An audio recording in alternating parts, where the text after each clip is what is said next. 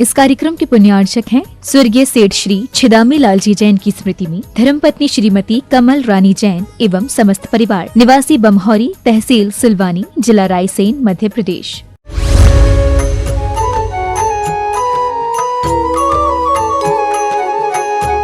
प्रश्नोत्तर रत्न मालिका में श्लोक नंबर 11 प्रश्न किया गया है, किम जीवितम प्रश्न है, जीवन क्या है। प्रश्न क्या किया गया है, जीवन क्या है। उत्तर क्या दिया, अनवद्यम, अनवद्यपना, निर्वद्यपना अर्थात निर्दोषता। शाब्दिक का अर्थ पाप होता है और निर्वध्य का अर्थ निष्पाप होता है। जीवन की परिभाषा आचार्य महाराज ने क्या बनाई, जीवन क्या है। उत्तर दिया अनवध्यम, अनवद्यता अर्थात निर्दोषता। निर्दोषता का अर्थ क्या है, निर्दोषता का अर्थ ये है कि जीवन मर्यादा से बंधा हुआ होना चाहिए।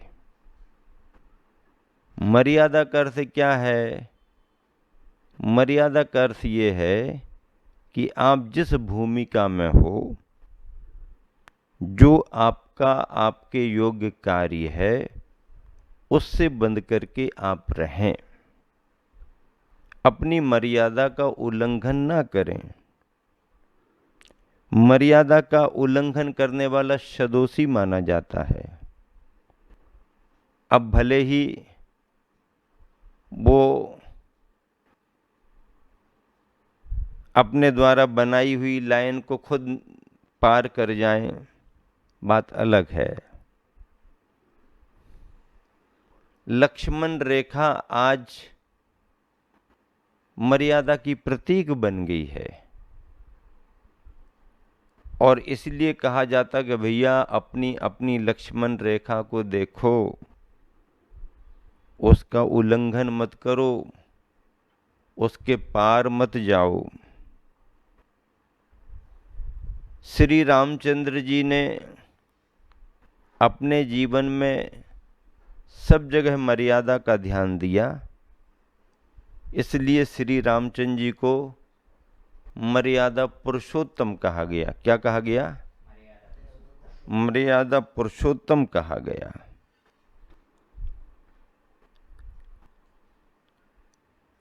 व्यक्ति जीवन जीते तो हैं, लेकिन निर्दोषता का जीवन नहीं जी पाते, तो उनके जीवन का कोई मतलब नहीं। व्यक्ति बहुत ऊंचे पद पर हो या ना हो, समाज में उसकी सामाजिक प्रतिष्ठा हो या ना हो, लोग उसे जानते हो या ना जानते हो, इससे कोई ज़्यादा फर्क नहीं पड़ता। लेकिन अगर वह व्यक्ति अपनी स्वयं की मर्यादा को जानता है, पारिवारिक और सामाजिक मर्यादाओं से बंधा हुआ है, तो उस व्यक्ति का जीवन निर्दोष माना जाएगा और ऐसा निर्दोष व्यक्ति ही जीवंत माना जाता है। दोषी होकर के जीवन का कोई मतलब नहीं, अपराधी बनकर जीवन जीने का कोई मतलब नहीं। दोषी व्यक्ति और अपराधी व्यक्ति तो धरती पर भार माने गए हैं। क्या माने गए हैं, भार माने गए हैं। मानवीयता के नाते भले ही उनका बचाव कर लिया जाए, लेकिन उनको उन अपराधों के साथ जीने का अधिकार ही नहीं है। 5 पापों में जिसकी उद्दंड प्रवृत्ति है, 5 पापों में जिसका सभी पापों से संबंध है, कायदे कानून की भी चिंता नहीं करता, आपराधिक प्रवृत्ति वाला है, ऐसा व्यक्ति तो धरती पर रहने लायक ही नहीं है। देखो, आतंकवाद फैलता है, मन में आतंकी गतिविधियां आती हैं, मन में विध्वंस की प्रवृत्ति आती है, उग्रवाद से व्यक्ति प्रभावित हो जाता है, उग्र प्रवृत्तियों में लग जाता है, नक्सलवाद की विचारधारा से जुड़ जाता है, वह नक्सली प्रवृत्ति करने लगता है। और ये सभी जो भी हैं मर्यादाओं को भंग करने वाले हैं। एक ही विचारधारा के अलग अलग समुदाय बन जाते हैं और अलग अलग समुदाय अपने को अच्छा दूसरे को बुरा कहने के भाव से और विरोधाभासी वातावरण बना लेते हैं। जरा जरा में भड़का दिया जाता है, जरा जरा में माहौल बिगड़ जाता है। कभी पंजाब की बातें सुनने में मिल जाती हैं, कभी कश्मीर की बातें सुनने मिल जाती हैं, कभी छत्तीसगढ़ की बातें नक्सलाइट की सुनने को मिल जाती हैं, कभी किसी भी तरीके से देसी विदेशी साजिशों में पर्दाफाश हो जाते हैं। अभी असम और मणिपुर की बातें चल रही हैं, कहीं ना कहीं कुछ ना कुछ गड़बड़ होता ही रहता है। इसका मतलब ये है कि सभी रहें, अपनी अपनी मर्यादाओं का ध्यान रख कर के रहें, एक दूसरे के लिए सहयोग और एक दूसरे के प्रति सम्मान का भाव रखें, तो आज भी धरती पर शांति स्थापित हो सकती है। प्रश्न उठाया है, जीवन क्या है? अनवद्यम निर्दोषता, अहिंसादि व्रत। अगर व्रतों की मर्यादा तुम्हारे पास है, संयम की मर्यादा तुम्हारे पास है, तो आप चाहे गरीब हो, चाहे बीमार हो, चाहे छोटे से गांव में रहते हो, चाहे आपके पास आय के साधन ज़्यादा ना हो, चाहे आपको कोई जानता पहचानता ना हो, फिर भी आप जीवन को अच्छे तरीके से जी सकते हैं। इसलिए कहा गया कि जीवन निर्दोषता से जुड़ा हुआ है। सदोषी रह कर के हजारों बरस जीने की अपेक्षा निर्दोषी रह कर के कुछ समय ही जीना अच्छा माना जाता है। कुछ समय ही जीना अच्छा माना जाता है। पहले अगर किसी पर कोई आपत्ति आती थी, आत्मरक्षा के उपाय करता था, और आत्मरक्षा के उपाय में जब वह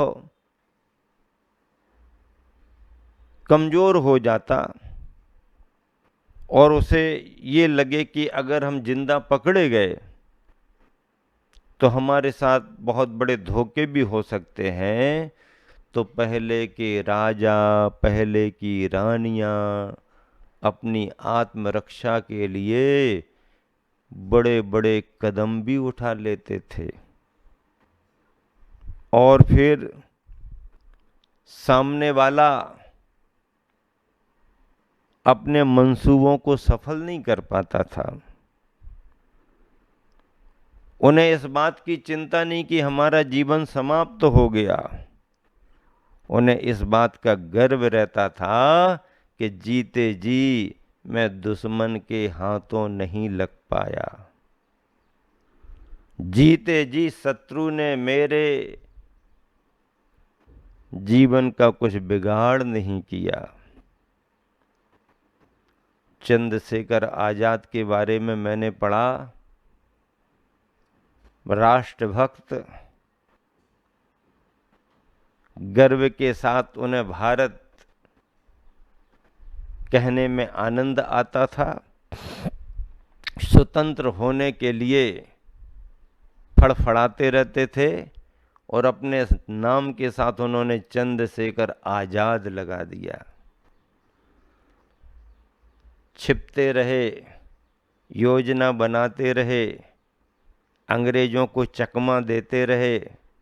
अंग्रेज भी बहुत दहशत में रहते थे उनके नाम से, लेकिन समय के चक्र में वह इलाहाबाद के एक उद्यान में सूचना के आधार पर घिर गए, सब तरफ से घेर लिया गया।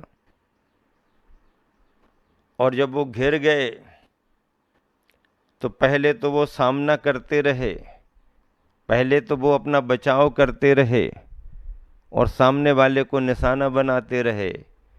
लेकिन जब उन्होंने देखा अब मेरे पास केवल एक ही गोली बची है, अब अगर ये भी गई तो मैं अंग्रेजों की पकड़ में आ जाऊंगा। उनके मन में भाव था कि जो होगा देखेंगे, लेकिन जिंदा तो मैं पकड़ा नहीं जाऊंगा। बहुत बड़ी बात है। तो अंत में उस अंतिम गोली के द्वारा लिखा गया कि फिर उन्होंने अपना जीवन ही समाप्त कर लिया, केवल इसलिए कि अगर जीवित रूप से मैं पकड़ा गया तो मेरा स्वाभिमान खंडित होगा। तरह तरह की यातनाएं देख करके देश के प्रति पता नहीं क्या किया जाएगा।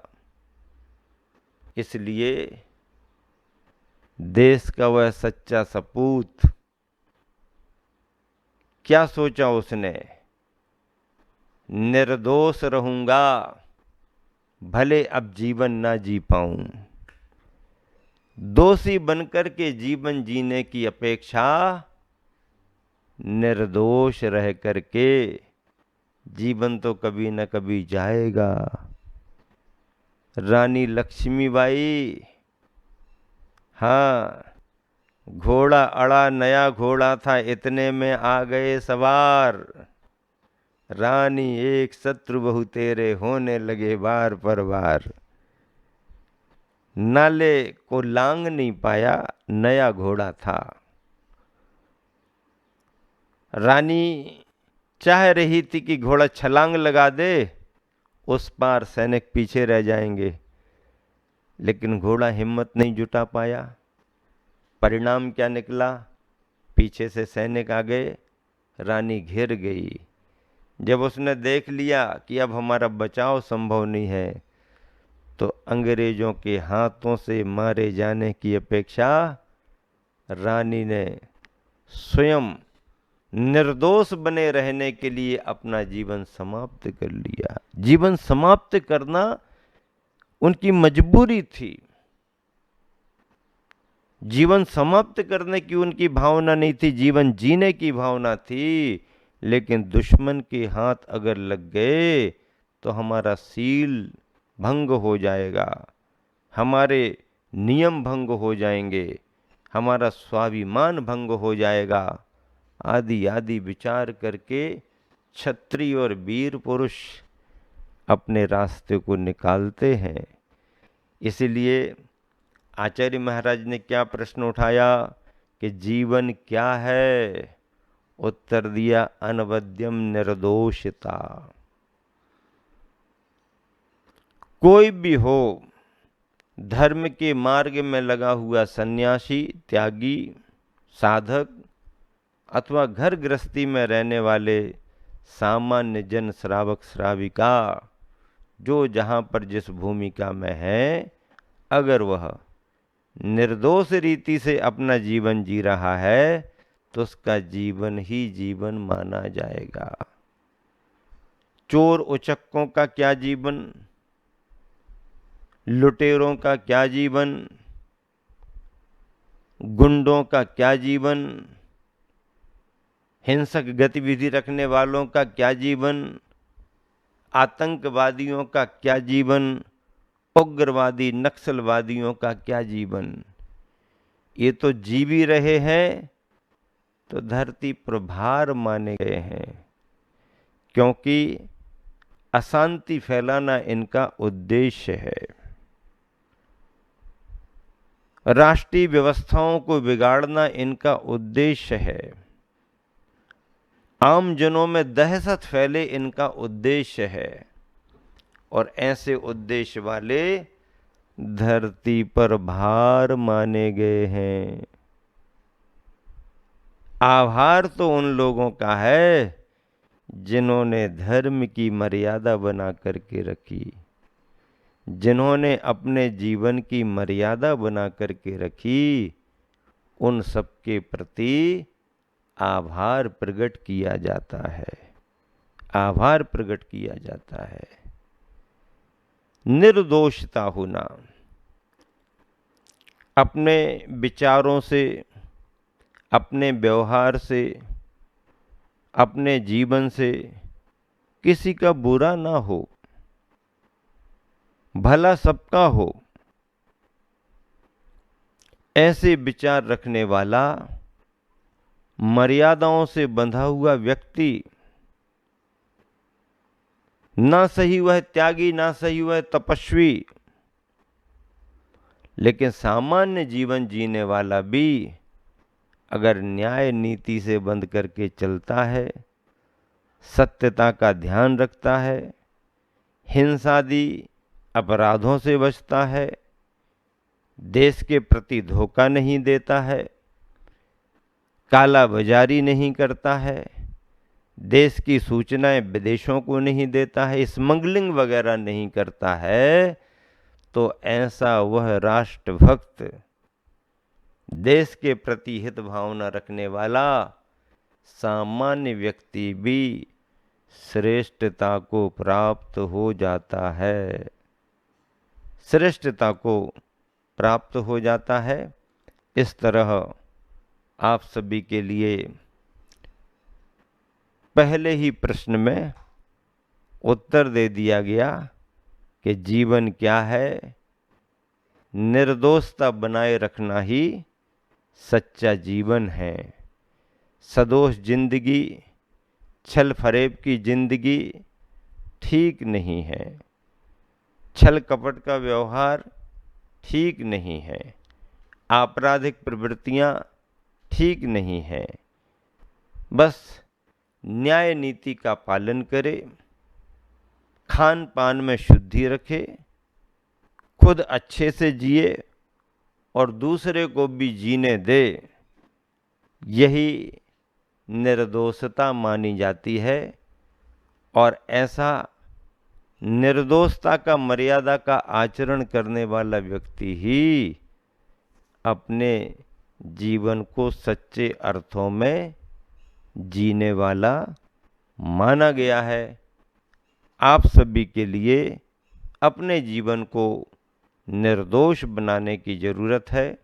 मनसा वाचा कर्मणा आप न्याय नीति और धर्म से जुड़ें, यही तुम्हारे जीवन का सार है।